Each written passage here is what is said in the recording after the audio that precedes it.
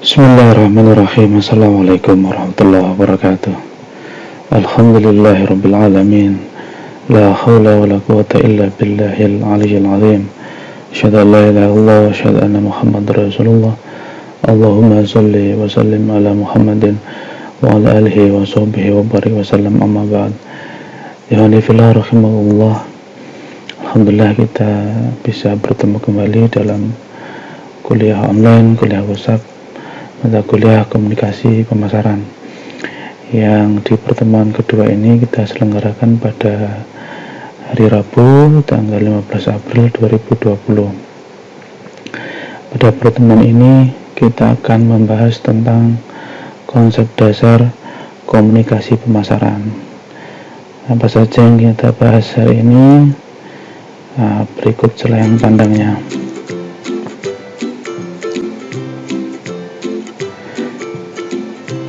Oke, yang pertama adalah kita akan membahas tentang definisi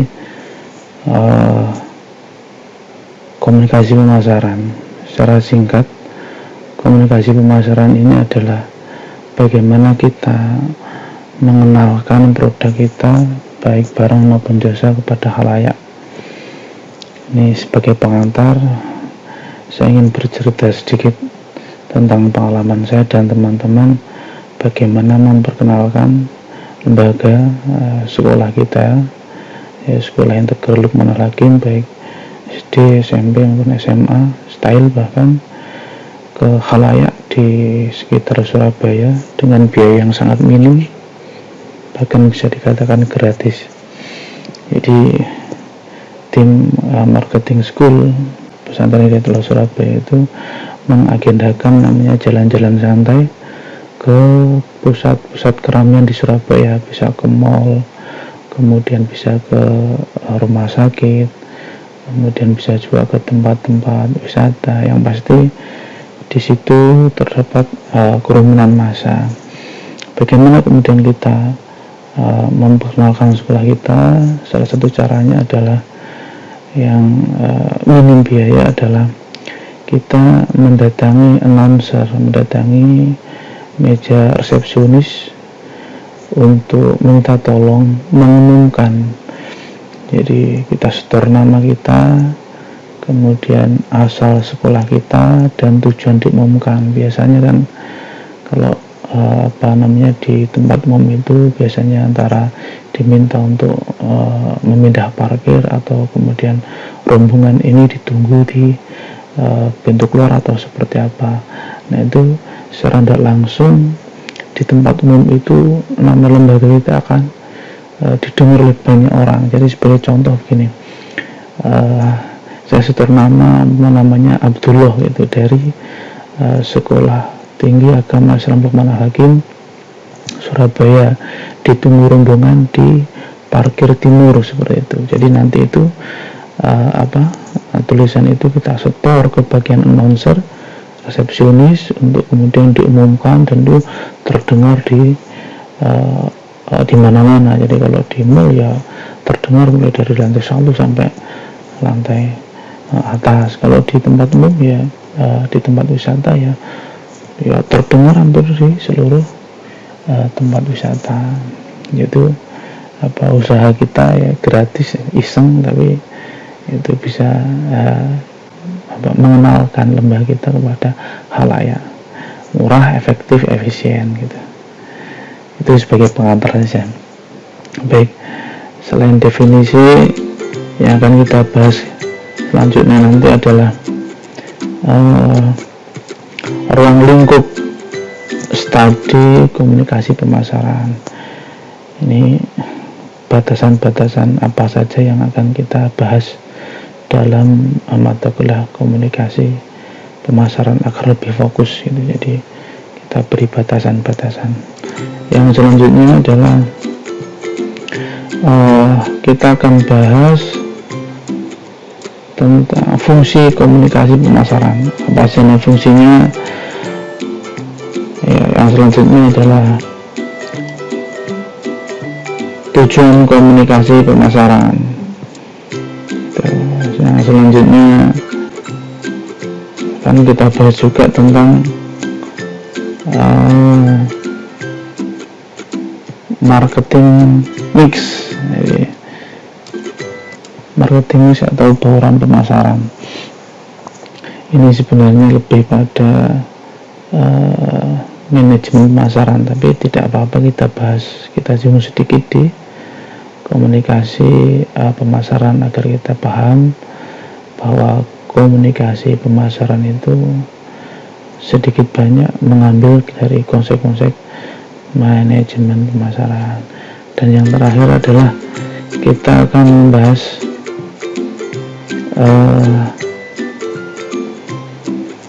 promosi mix, bauran promosi. Jadi mungkin itu aja pengantar dari saya, dan untuk selanjutnya materi bisa antum unduh nanti di tautan yang saya sertakan, atau juga bisa antum unduh langsung di grup WhatsApp. Ini sudah saya siapkan diktat yang pertama tentang konsep dasar komunikasi pemasaran. Nanti silakan antum pelajari. Kalau ada hal-hal yang perlu didiskusikan atau ditanyakan, antum bisa langsung tulis di grup WhatsApp, nanti akan saya jawab di waktu-waktu yang yang saya tentukan berikutnya. Pengantar komunikasi pemasaran. Nah, untuk pengantar komunikasi pemasaran ini sudah saya siapkan di sebuah jurnal, ya, jurnal yang saya susun. Ini antum bisa download di deskripsi YouTube nanti ya, di kolom deskripsi di bawah deskripsi YouTube itu saya cantumkan link jurnal ini. Antum bisa lihat di situ, atau juga bisa antum download di grup WA. Baik, sebagai gambaran singkatnya seperti ini. Jadi komunikasi pemasaran itu sebagaimana bidang-bidang yang lain. Jadi langkah-langkah untuk menyusun sebuah strategi itu melewati 4 tahap, yaitu perencanaan, kemudian penyusunan program, action, dan evaluasi. Sama juga seperti itu. Nah, perencanaan strategi komunikasi pemasaran ini saya susun dilatar belakangi oleh persaingan dari sekitar 7 atau 8 sekolah di Surabaya Timur. Saya mengambil studi kasus di sekolah kita sendiri, di SD Integral Lukman Al-Hakim, dengan segmen pasar yang sama, dengan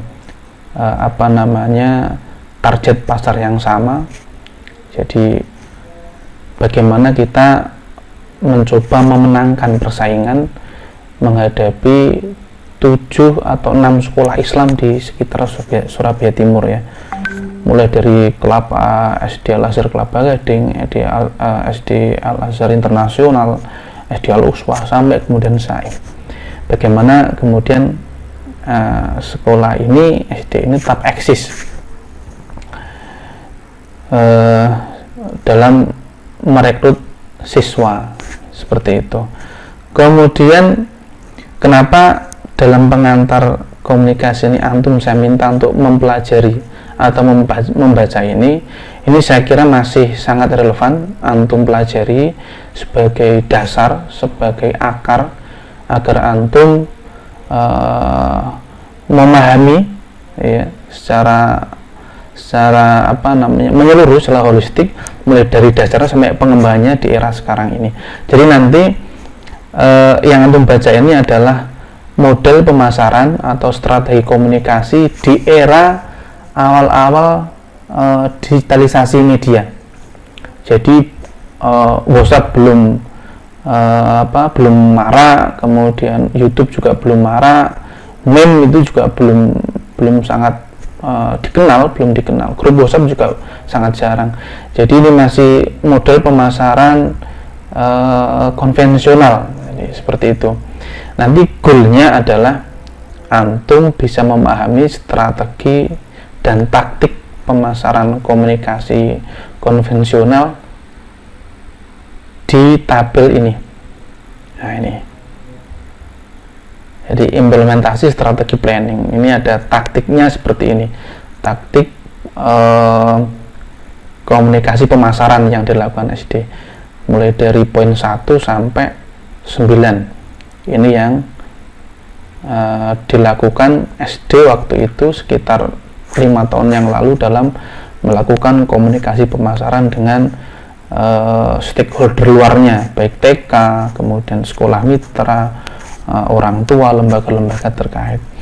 Nanti perkembangannya ya, setelah antum memahami komunikasi pemasaran secara konvensional, nanti antum akan saya ajak untuk memahami bagaimana komunikasi pemasaran di era sekarang, di era digital. Bagaimana antum bermain di di IG, kemudian antum bermain di fanpage, antum bermain di website. Tapi sebelum ke sana, antum pahami dulu, antum pelajari dulu akar komunikasi pemasaran di era konvensional. Mungkin itu saja pengantar dari saya. Untuk selanjutnya nanti bisa kita sambung di grup WhatsApp. Jadi ini untuk mempersingkat durasi di YouTube biar antum semua bisa mengakses materi ini dengan baik. Cukup sekian. Saya akhiri. Assalamualaikum warahmatullahi wabarakatuh.